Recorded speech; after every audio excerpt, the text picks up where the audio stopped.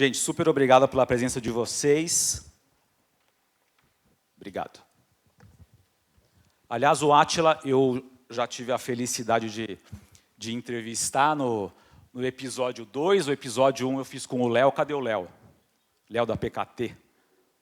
Cadê o Léo, gente? Foi atender uma ligação, certeza. Não tem problema, depois ele volta. Quando ele voltar, você... Ah, o Léo aí, ó. Caiu a linha?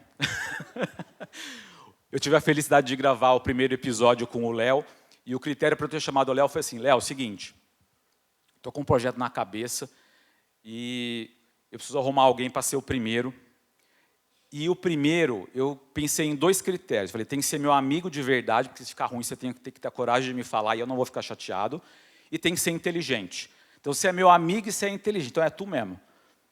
Ele falou, vamos embora, Rodrigão. Então, depois eu vou passar aqui alguns cortes do Léo, e depois tive a felicidade de gravar com o Átila. E aí, gente, por que a gente convidou o Átila e o Christian para estarem aqui com a gente? Porque... eu não vou nem pedir para eles, vocês podem se apresentar, mas dispensam apresentações. Mas eu acho que é muito bacana a gente fazer um paralelo entre o mundo do automobilismo e o mundo do empreendedorismo. E esses dois têm totais condições de fazer a gente aprender aqui brevemente nessa manhã. Eu digo brevemente porque eles têm um compromisso, a gente vai respeitar o tempo deles. Mas a gente sabe o que é viver num ambiente super competitivo, com concorrentes que às vezes usam táticas que a gente questiona. A gente sabe, nos negócios e no mundo do automobilismo, a importância de ter uma boa equipe, de ter uma boa liderança. Então, são esses paralelos que a gente queria aprender um pouquinho aqui com o Átila e com o Christian. E, primeiro, super obrigado, Átila. Obrigado, Christian. É bacana, gente, você está no meio de uma turma que você via na TV, assim, é legal pra caramba. Então, estou muito feliz de estar aqui, muito honrado de estar aqui. Então, primeiro, Átila, vou pedir para vocês se apresentar. Não precisa, mas é sempre bom você se apresentar, e depois o Christian, e depois a gente começa algumas perguntas aí. Obrigado, gente. Bom dia, pessoal, tudo bom? Prazer estar aqui com vocês. Primeiro, desejo muito sucesso nesse novo capítulo aí, né, que eu já participei um pouquinho, mas que tenho certeza que vai ser muito próspero, porque é feito com muito amor, dedicação e brilho nos olhos. Bem, eu sou Átila, corro de Stock Car e de automobilismo desde que eu me lembro por gente, né? E esse ano, depois de já estar um bom tempo na Stock Car, eu topei o desafio de montar a escuderia Bandeiras, que já nasceu como sendo a maior estrutura do automobilismo brasileiro, né? A gente já nasceu com 4 carros, e muito culpa desse pessoal aqui do Christian, do Troy, tudo, porque eu tenho as ideias, eles topam, né? Então eles não freiam eu, então a gente vai tomando coragem. E a equipe nasceu muito bem. Para um primeiro ano, a gente tem 2 carros entre os 10 primeiros do campeonato, já ganhamos 2 corridas, enfim, muita coisa boa aconteceu. E acho que eu não posso perder a oportunidade aqui, que semana passada a gente anunciou o Rubinho Barrichello como piloto ano que vem da equipe. Então, vai ser bem legal. A gente tem já confirmados para o ano que vem o Rubinho Barrichello, o Nelsinho Piquet e o Christian sendo o chefe de todo mundo aqui. Tá ferrado ele, imagine quanto ego tem envolvido nesse... Todo mundo querendo ganhar, ele vai ter que administrar isso daí. Mas tem sido uma jornada muito, muito legal esse primeiro ano, de muito aprendizado, muita coisa boa acontecendo também. Legal, Átila, brigadão. Christian, por favor. Bom dia, pessoal. Meu nome é Christian Fittipaldi, eu corri alguns anos de carrinho de rolemã, daí eu resolvi parar de correr.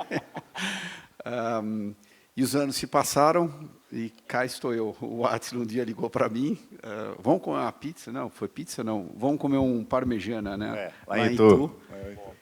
Daí ele sentou na minha frente, ele expôs toda a ideia dele que ele tinha, daí eu olhei assim para ele e falei, mas você tem certeza que você vai fazer tudo isso? Depois você não vai reclamar que eu não te avisei.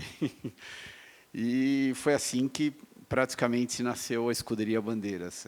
Com certeza tem um esforço muito grande, primeiramente dele, mas também de todas as outras pessoas que estão por trás. E como ele tinha comentado, é impressionante a gente parar para pensar que em novembro do ano passado, você entrava onde a Escuderia Bandeiras está localizada hoje em dia e não tinha nada, tinha um galpão e mais nada. E aonde a gente estava um ano atrás, e aonde a gente está hoje em dia. Inclusive, se você pegar filmagens da nossa primeira corrida, a interação com a equipe toda, né, a comunicação, que ninguém melhor do que você sabe que é fundamental. Hoje em dia, praticamente, você está na pista, às vezes você olha de um para o outro, só o teu olhar, você já passa aquela mensagem, aquilo que você está querendo dizer. E é justamente quando acontecem essas coisas que você está começando a criar um grupo extremamente forte junto de você. E o Átila acabou de mencionar o nosso mais novo contratado. Eu acho que é uma honra a gente poder estar junto do Rubens. O Rubens tem uma história fantástica. Eu acho que durante a carreira dele inteira, desde quando ele começou a correr aqui de kart, daí tudo que ele fez na Fórmula 1, e daí eventualmente voltando para o Brasil e agora participando das competições de Stock Car nos últimos 14 anos. Então, eu acredito que isso é só o começo da Escuderia Bandeiras, e eu tenho certeza que tem muito pela frente. Boa, Cristiano, obrigado. Quero aproveitar e já emendar uma pergunta que eu acho que tem muito a ver com esse paralelo que a gente falou do automobilismo e do empreendedorismo. Como é que vocês definem na equipe, quando tudo parece urgente, o que é prioridade? Então, assim, num lugar que, cara, tem um monte de coisa, parece que está acontecendo ao mesmo tempo, tudo parece urgente. Vocês têm algum pensamento, alguma técnica, algum critério para definir, não, no fim do dia, isso aqui é prioridade? Tem isso dentro da gestão de uma equipe? A calma. Eu acho que você tem que ter a calma para poder realmente analisar todas as situações e ver o que é prioridade de verdade, o que não é prioridade.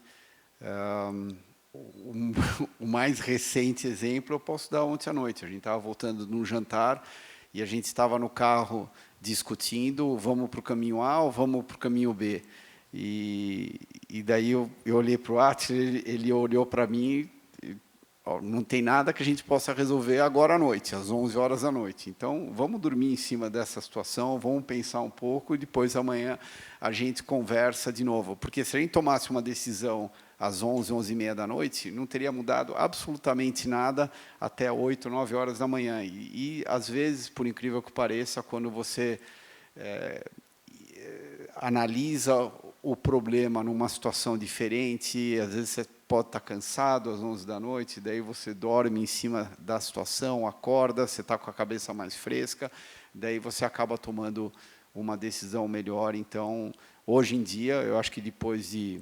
Eu estou com 54 anos, você perguntar para mim, nossa, mas o que mudou nesse tempo? Mudou que dos 20 e pouco para cá, mudou bastante. Eu acho que um dos maiores atributos que eu posso carregar hoje em dia é você ter a calma. E conseguiu dormir mesmo? Consegui dormir. Porque às vezes tem umas decisões que a gente deixa para outro dia e fica rolando na cama. Quando você vai ficando velho, você não dorme muito, né? Você dorme, acorda, dorme, acorda. Então, às vezes, acorda no meio da noite, daí pensa um pouco, daí dorme de novo. Daí, o Átila comentou, acho que foi ontem, né? Que você ia acordar de manhã, ele falou, eu coloquei o alarme para 6 horas da manhã. 15 para 6 eu acordei. Eu tinha ido dormir 2h30, né? Então, você tinha ido dormir às 12h30. Isso acontece com todo mundo. Eu acho que quando tem muita coisa acontecendo, é mais ou menos por aí, e a gente vai entrando lá na situação, mas, ao mesmo tempo, voltando àquilo que eu tinha comentado da calma, você precisa do descanso, você precisa da serenidade para você tomar as decisões corretas, porque, às vezes, quando você não tem essa serenidade, daí as decisões acabam sendo as incorretas. É verdade, é verdade. Só para complementar, por favor. Tem uma coisa que o Christian sempre me falou desde o dia 1, e eu não botava muita fé, né? Eu falava, nossa, está falando... E hoje eu dou muita groselha, razão. Né? Ele está falando groselha. Não, tipo assim, eu estava com o negócio, vou montar a equipe e tal, naquele ano, e ele desde o início, você vai montar um negócio e tal, mas faça o básico bem feito. É o que ele falava para mim, faça o básico bem feito. E hoje, com a equipe acontecendo, o que eu percebo as coisas que mais tiram o nosso tempo foram aquelas coisas básicas que a gente meio que atropelou elas, sabe? Por justamente, talvez, não dar importância e relevância para ela. Então, as coisas que hoje mais nos consomem foram coisas simples lá atrás que a gente foi tentando pular os steps por achar que eram muito simples, né? E hoje são as que mais nos consomem. Então, acho que isso daí, e a gente está enfrentando agora com a equipe várias coisas acontecendo ao mesmo tempo e tudo mais, e eu acho que a maioria das tomadas de decisões que a gente tem feito foi, você não vai conseguir ter tudo, né, abranger tudo. Então, a gente sempre opta para aquela, qual que vai me dar mais resultado? Qual que vai fazer com que eu chegue mais próximo do meu objetivo? E aí fica um pouco mais fácil de tomar as decisões, né? Porque senão você fica naquela frustração de você quer fazer tudo e não consegue fazer nada, né? Então, ter a calma que ele fala, que ele tem muito mais calma do que eu, inclusive, mas muito olhando pelo onde a gente quer chegar e o que vai nos trazer esse resultado. Acho aí você falou de tomar decisão, né? Como que vocês equilibram, e aí, assim, sobre duas perspectivas, sobre você dentro do carro pilotando e também na equipe, feeling, instinto e dado. Como é que você lida com isso assim em curto espaço de tempo? Porque imagino que, não sei se já é instintivo, você como piloto profissional, se eu acelero aqui, se eu freio aqui, se eu tento a ultrapassagem, se eu espero a próxima volta, que tem um ponto aqui desse circuito que eu vou conseguir fazer a ultrapassagem melhor. Como é que vocês equilibram feeling e dados? Porque isso também tem muito a ver com a gente na gestão de uma empresa. Eu costumo dizer assim, que toda vez que eu fiquei pensando muito numa ultrapassagem, né, vou, não vou, quando eu fui deu errado, né? Eu bati. Então, a maioria das ultrapassagens, as boas ultrapassagens que eu fiz, foi no reflexo, sabe? Sem muito pensar e muito na certeza que daria, né? Meio no irracional. E aí, quando você começa a perceber, está muito em como você se preparou para aquilo, né? Porque você não consegue, numa corrida, eu vou falar assim, numa largada, que para mim é o momento mais tenso, adivinhar todo mundo que vai fazer. Toda vez eu imagino uma largada, tudo sempre acontece diferente do que eu imaginei. Sempre alguém fez diferente. Mas quando você fica criando possibilidades do que pode acontecer, e se aquilo aconteceu, o que eu faço, tudo, quando você tem que tomar uma decisão em milésimos de segundo, parece que sua mente já está mais treinada para aquele momento, né? Então, você tende a ser um pouco mais assertivo, é a tal da sorte, né? Então, eu acho que é muito de você criar situações de estresse, né? Se desafiar em como resolver os problemas, mesmo que você não tenha eles, porque quando você estiver num cenário desse complicado, que você tem que tomar uma decisão sem pensar muito, você já está mais preparado no seu subconsciente. Legal, bacana, muito bom. E aí, Cristian, o Átila falou na abertura que você olha, vai ter que ter uma missão aí de lidar com o ego, né? O Átila fez essa brincadeira. E, queira ou não, no automobilismo, só uma pessoa, ainda que ela represente toda uma equipe, só uma pessoa sobe no primeiro lugar. E você tem 4 pilotos. Como que você administra esse apetite pela vitória, que acho que é inerente a um piloto, o piloto quer ganhar, né? Até no podcast você falou, o piloto ele é sempre um pouquinho egoísta, você trouxe esse termo no podcast, eu entendi o que você quis dizer, mas você como líder da equipe, como que você administra no dia a dia esses diferentes egos e ao mesmo tempo mantendo o apetite pela vitória? Acho que você acabou de falar algo bem importante, esses diferentes egos no bom sentido. E daí você acaba aprendendo personalidades e características de cada piloto. E o que a gente sempre procura fazer é tentar usar o lado forte de cada um e tentar colocar o lado negativo, porque, afinal de contas, todos nós, diga-se de passagem, ninguém é perfeito. Então, é óbvio que a gente tem um lado positivo, o lado negativo, e tentar deixar o lado negativo para o lado para tentar extrair o máximo possível para a escuderia Bandeiras. Sim, concordo com você, só tem um lugar mais alto no pódio, mas, ao mesmo tempo, isso é uma organização, é uma equipe, e a gente está tentando colocar a equipe no lugar mais alto, no lugar que a gente acredita que ela pertence. Agora, para você conseguir chegar lá, você precisa dessa interação entre os pilotos e, de novo, tentar usar cada um com as suas melhores características e, de repente, um vai puxar o outro, né? Então, por exemplo, se o Átila é muito forte numa situação, o Enzo vai lá e tenta copiar ele. E se o Nelsinho é mais forte ainda, daí o Átila e o Enzo tentam copiar ele. Então, eu acho que é aí que você consegue o trabalho de equipe, daí você consegue colher frutos muito positivos. Muito bacana. Tem uma coisa que é legal, o dado, porque a gente pensa assim, campeonato, né? Você tem que ganhar a corrida, tudo. O Christian tem um número que ele levantou esses dias aqui, o Casagrande, que foi o campeão da Stock Car ano passado, qual que foi a média de resultado dele? Por incrível que pareça, foi o 8. O 8 é oitavo, ou seja, se ele terminasse todas as corridas em oitavo, sem subir nenhuma corrida no pódio, sem ganhar nenhuma corrida, ele teria sido campeão.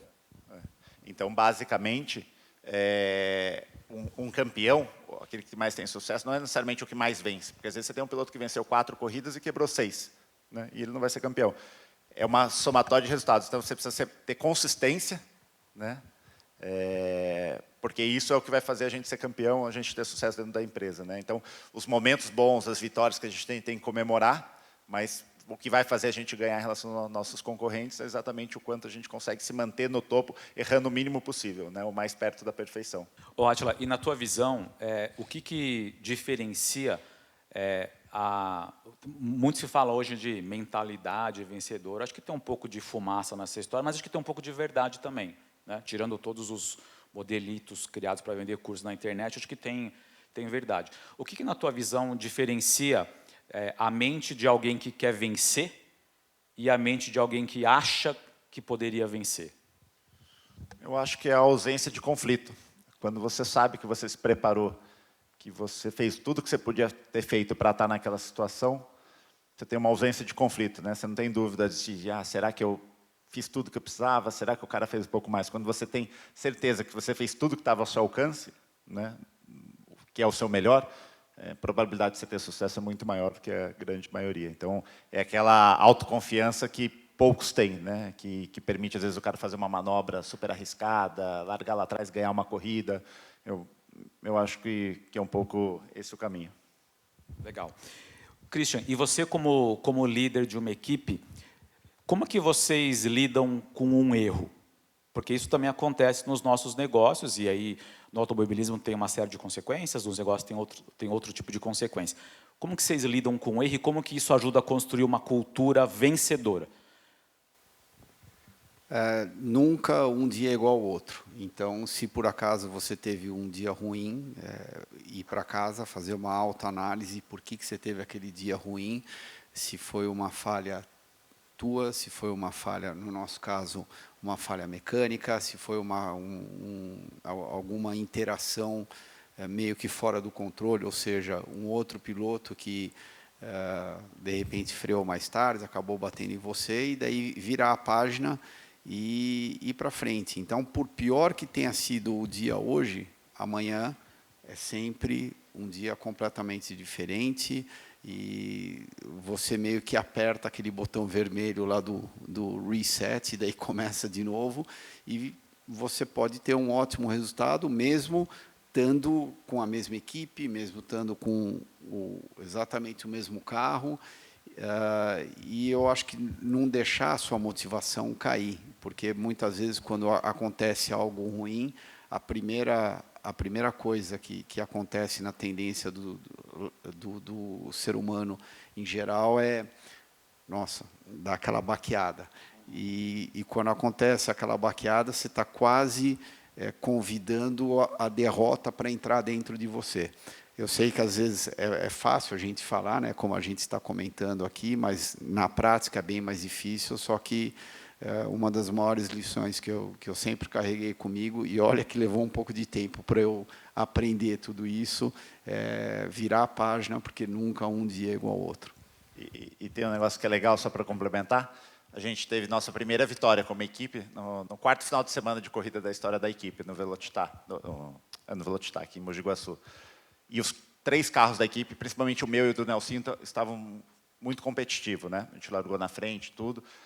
Eu estava liderando a corrida, quebrou meu carro, o Nelsinho estava em segundo e ganhou a corrida, né?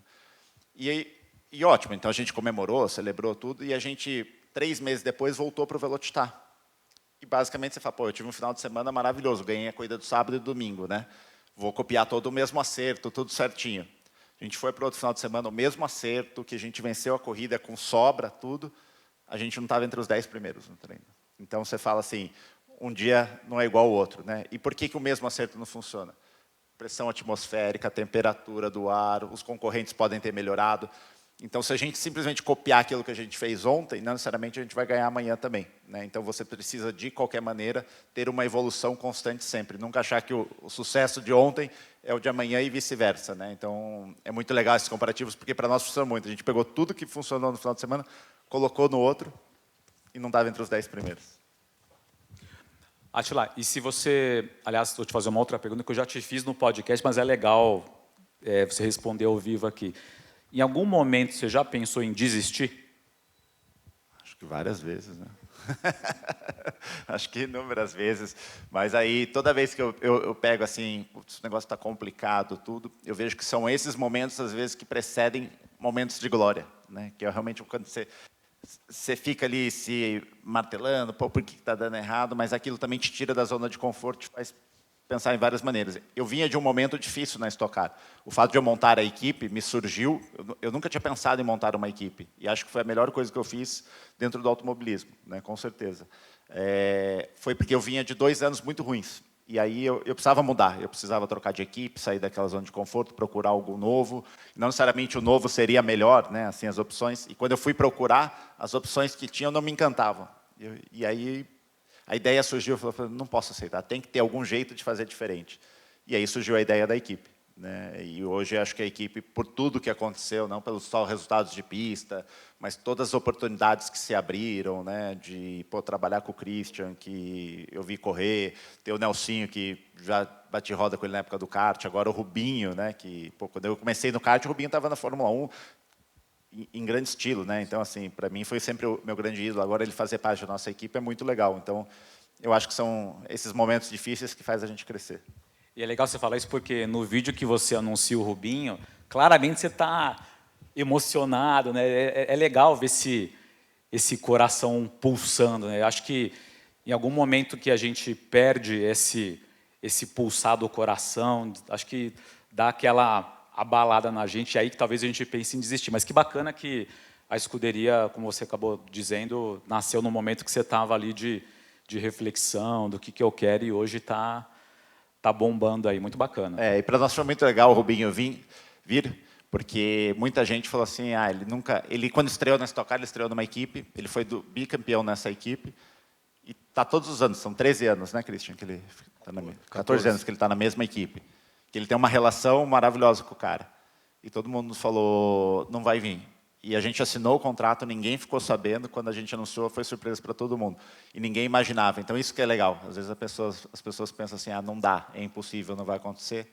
Acontece, dá. Né? A gente só precisa achar o caminho e exatamente o que fez os olhos brilhar dele na escuderia Bandeiras, que talvez seja uma mudança que ele também estava procurando para a carreira dele. Né? Então, eu costumo dizer, o impossível não tem, a gente tem que ir atrás. A gente nunca sabe o outro lado, né? Então tem que perguntar, tem que pesquisar, tem que cavocar lá, porque sempre sai alguma coisa que a gente não está esperando, a gente não imagina. Legal, obrigado, Átila. A gente está encerrando já por causa do timing deles, mas queria fazer uma última pergunta para o Christian e uma última para o Átila. Christian, o que você acha que a gente poderia, se pudesse falar uma coisa que o automobilismo ensina para a gente aplicar amanhã nos nossos negócios, os mais diferentes tipos de negócios, o que você diria? Para dizer uma coisa, o automobilismo me ensinou isso aqui faz muito sentido no negócio. De uma certa maneira, eu vou espelhar aquilo que eu tinha acabado de meio comentar alguns minutos atrás, nunca um dia igual ao outro. Não desista.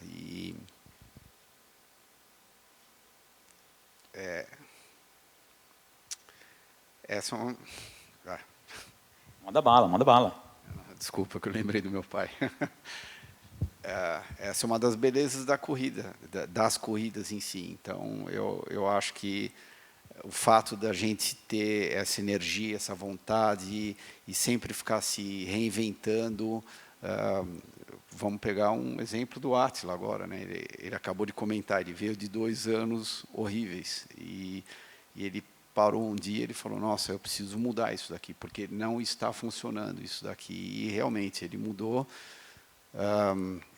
e ele mudou, espero poder dizer que para muito melhor, entendeu? E eu acho que é mais ou menos por aí. De novo, eu sei que eu já comentei isso algumas vezes aqui, mas nunca um dia igual ao outro, e nunca desisti. Legal, Christian. Obrigado e parabéns por ter se permitido emocionar.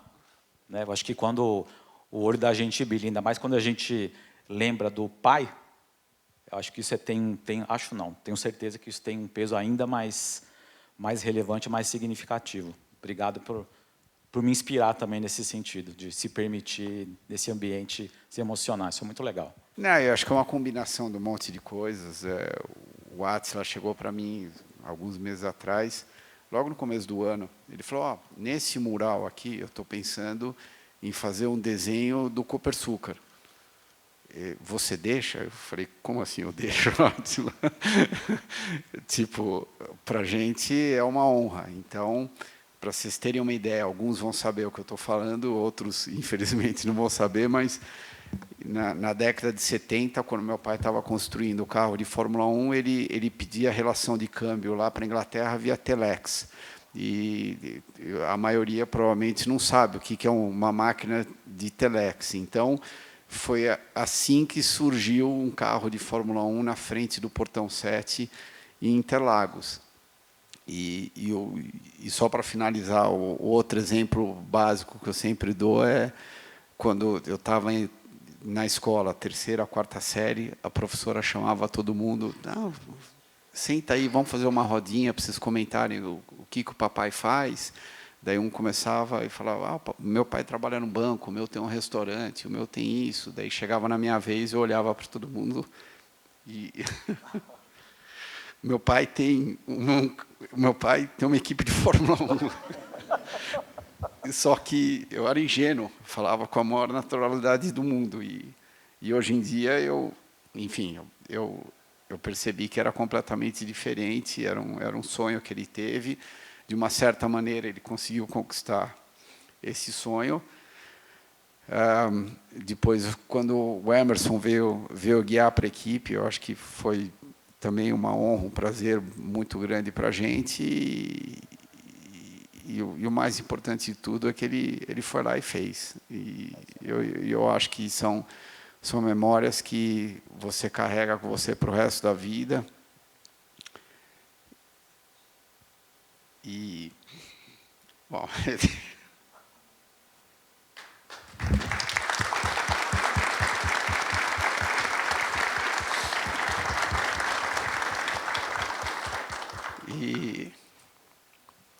Bom, aproveitando que eu já estou nessa situação, uma das últimas conversas que eu tive, antes do meu pai ter tudo o que ele teve nos últimos 2 meses,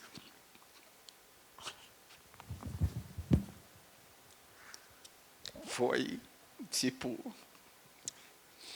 e aí, pai, o que você teria feito diferente? E ele olhou para mim e falou, nada.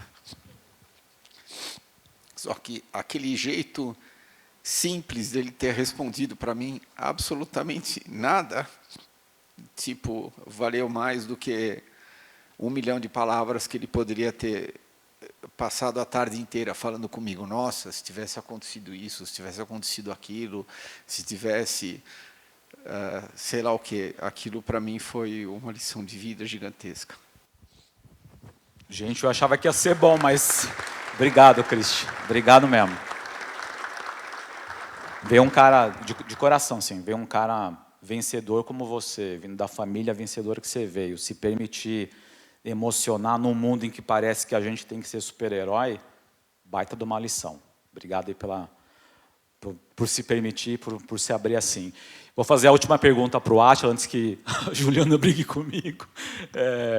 Átila, se você puder falar alguma coisa que também o automobilismo te ensina, para a gente empresário, você também é empresário, claro, para a gente sair do meio para o topo. E por que do meio para o topo? Né? Porque eu estava rapidinho, assim, eu li um livro muito legal chamado Garra, O Poder da Paixão e da Perseverança, que foi uma psicóloga que escreveu, americana, chama Angela Duckworth. E basicamente assim, o livro começa, o pai dela era imigrante chinês, cientista super renomado numa universidade, e esse pai vira para ela e fala assim: eu sou um gênio, você não é. Então a menina cresceu com esse, e ela foi estudar mentalidade e tal. E resumindo, ela, por uma série de pesquisas, inclusive em experimentos em grupo, lá em West Point, academia de elite lá da Marinha Americana, muitas pessoas desistem no meio do caminho, mesmo tendo potencial, ou se contentam em estar na média. Essa é a análise do livro. Embora o livro tenha um nome, o livro chama Garra, ele tem um nome meio bem autoajuda, é um livro de ciência mesmo, de aplicação. Mas, basicamente, ela fala que a maioria dos seres humanos se contentam com a média. Você está acima da média, Christian, a mesma coisa. O que você entende que a gente, como médio empresário, que você aprendeu no automobilismo e na gestão, precisamos fazer, seja mentalmente, seja na prática, para que a gente saia da média e alcance o topo, seja lá o que o topo signifique para cada um que está aqui? Eu acho que nunca se contentar, a gente tem que se acostumar com as coisas, né? Qualquer que seja a coisa. Eu tinha sonho de ter um baita de um carro, a hora que você conquista o carro, parece que depois de um tempo aquilo já perde o mesmo valor, tudo, né? A gente tem que se acostumar com as coisas. Então, nunca se permitir entrar nessa situação, sempre buscar um pouco mais, sempre ir atrás de novidades, né? Não cair na comodidade. E eu acho que assim, o que eu percebo que faz muita diferença no nosso negócio, nas outras coisas, é o detalhe, é o quanto a gente se preocupa com o detalhe. É isso que faz a diferença hoje em dia entre nós e nossos concorrentes.